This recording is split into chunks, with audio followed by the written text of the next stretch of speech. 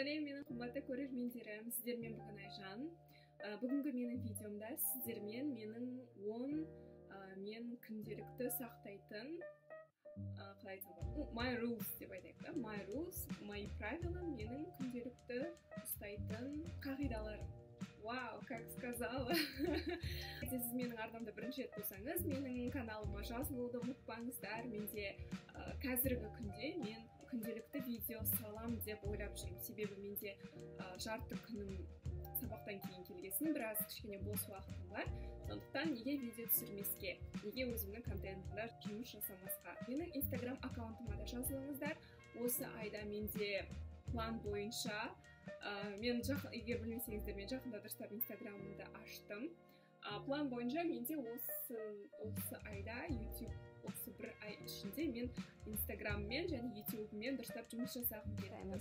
Менің ұстанатын бірінші қағидам бұл күнделікті өмірде бір жарым литр су ішу, өзіммен бірге әрқашанда универге су алып жүремін. Шөлдеп кетсеңіз, бұл сізге судың өте қажеттігінің белгісі. Бұған сіз компот ішеңіз немесе сок, шай, бұлар оған кірмейді. Тек қана таза су ішу керек. Бұл сіздің теріңізге де, онымен қоса тұрғанда егерде аш қарынға таза су ішсеңіз, тамақ ішердің алдында 30 минут, ол кезде сіздің ағзаңыз, сіздің асқазаныңыз тамаққа дайын болып, дұрыс тез және дұрыстап қорытады бүкіл тамағыңызды. Екінші мен өзім ұстанатын қағидам бұл күн сайын workout деп айтамын, мен жаттығу жасап тұрамын. Пресс және де тұру жаттығуларын мен күнделікті жасауға тырысамын. Ал жұмасына 3 рет мен бір сағаттан тұратын кардио workouттар жасаймын. Бұлар көбісін мен YouTube'дан ағылшынша көптеген видеолар бар. Егер де қаласаңыздар, мен оған отдельно, яғни басқа өзім бөлек видео түсіре аламын сіздерге, соның барлығымен бөлісіп. Үшінші мен ұстайтын қағидам бұл мен айтып кеттім, мен линза киемін, сондықтан линзамен ұйықтап басында ерініп немесе ой жарар деп ұйықтап қалатын кездерім болды. Бұл болмайды. Кейбір линзалар бар, ол көзге арналған, сіз олармен ұйықтай аласыз, бірақ ол по показаниям дейді, дәрігер жазып берсе. Бірақ кәдімгі линзалармен ұйықтауға болмайды. Сондықтан мен күнделікті жатар алдында линзамды шешіп жүру керек. Линза туралы біраз айтып кетейін. Мен өзім Biomedix деген линзаларды аламын. Олар бөлінеді, көп түрлері бар. Мен қысқаша айтып кетейін, мен оған бөлек қалай кием, қалай шешем, соның барлығын түсіретін. Егер де сіздер қызық болса, әрине, сондай видео түсірем. Себебі кейбір қыздар маған алдыңғы видеода жазған болатын, линза туралы видео түсіресіз ба деп. Және де увлажнять ететін Aquasoft деген мен қолданам. Линзаны осылармен әлі күнге дейін, осы 5 жыл бойы стабильно осыларды қолданып келе жатырмын. Ал келесі менің қағидам бұл таңертең универге барар алдында міндетті түрде таңғы ас ішу. Себебі бізде сабақтарымыз таңғы 8-ден басталады. Кейде ой болады, ұйықтайсың ба, немесе тамақ ішесің ба? Мен күнде ұйқым қанбасады да, бірақ міндетті түрде мен тамақ ішемін. Себебі мені ата-анам мені кішкентай кезімнен соған үйретіп қойды.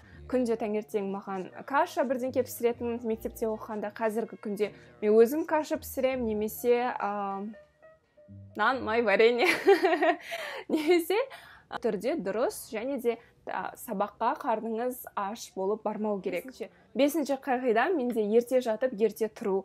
Қазір күнде 11-де жатуға тырысамын. Идеально болу үшін 10-да деп тырысам, бірақ 11-ге дейін кейде жүріп қалам. Сондықтан 11-де жатып, сағат таңғы 6-да тұрам күнде. Келесі қағидам менде күнде план болу. Мен бір зацикленный, addicted адамым планға. План жазған мен жақсы көремін. Мен кішкентай кезінен менде күнделіктерім көп, осындай всякие ежедневник, ондайларды мен ала берем, көп алам. Басында менде какой-то слишком болды да, мен прям поминутно жазатын едім. Олай болмайды, ондай не надо, олай. Просто план, самый основной, ең керектерін тізіп жазып қоюларыңыз керек, солар ғана жеткілікті. Абылай минутпен мен сияқты олай кішкене ондай не надо. По-любому олай шықпайды, немесе біреу звондап қалады.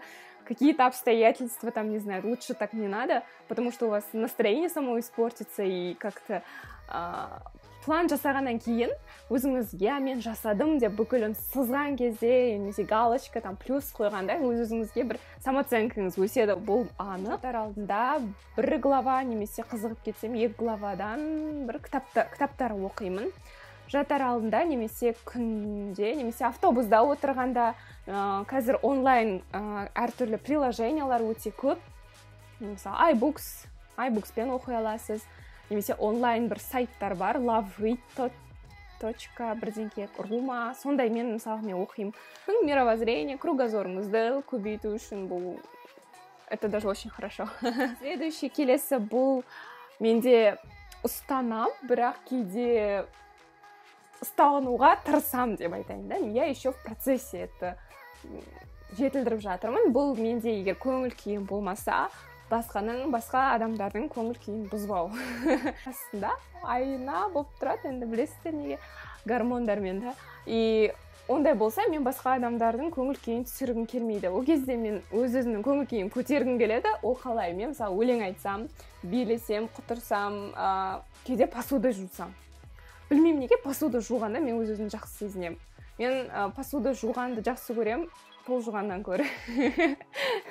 Сондай мен туралы бір факт. Сондықтан сіздерде де көңіл күйің болмаса, көтеріңіздер, немесе чем-то займитесь, там, погуляйте, паркқа шығыңыз, далада жүріңіз, воркаут жасаңыз. Әрқашан дегенде стараюсь, хотя бы қазіргі күнде мен күнде өзіммен бірге тамақ алып жүрмін. Егер де сіздер де оқысаңыздар, өзіңізбен бірге үйдің тамағын алыңыздар, себебі бір жағынан бұл экономия, екіншіден бұл әрине сіз үйдің тамағы негізі білесіз, бұл пайдалы, дұрыс, өзіңіз көрдіңіз қалай жасайтын. Себебі кейбір күндері мен универден немесе бір столовка, буфет, даладағы бірдеңкелер бір жерлерден тамақ алып қалсам, екінші күні менде бір асқазаным қатты ауырады. Мен оған қатты сезініп алма, білмеймін, қорытылуы кішкене қиын болады. Білмедім, содан қорқытым да өзіммен бірге алып жүремін. Нормально, жива, тәп-тәтті, өзіммен бірге, экономия бір жағынан, микроволновка кейбір жерлерде сұрап алуға болады, егер универде оқысаң. Және де соңғысы, last but not least, как все говорят, это мен ағылшын сөздерін күнде жаттауға тырысамын, немесе онда уақыт болмаса сериал қараймын. Главное, сериалға уақыт бар, ағылшын сөздерін жаттау. Күніне бір 10 сөзден хотя бы солай жаттап тұрайық бірге. Сіздер де менімен бірге қосылыңыздар. Ал егер де тамақ пісіріп жатқанда кейде мен сөз жаттамай, мен сериал қосып қоямын. Ағылшынша, және де кейде көп уақытта әрине түсінесің. Басында қызық болады, одан кейін ағылшыныңды солай жетілдіре білесіздер. Мен өзім үшін айтсам, ағылшын тілімнің слуховой, яғни listeningді көбінесе осы өлеңдермен және де сериалдармен жақсарттым. Қазір мен көп сөздерді түсінемін, естимін, не айтып жатқанын кәдімгі предложениялармен. Басындағы түрінде түсінбейсің, бір таратория не там, знаете.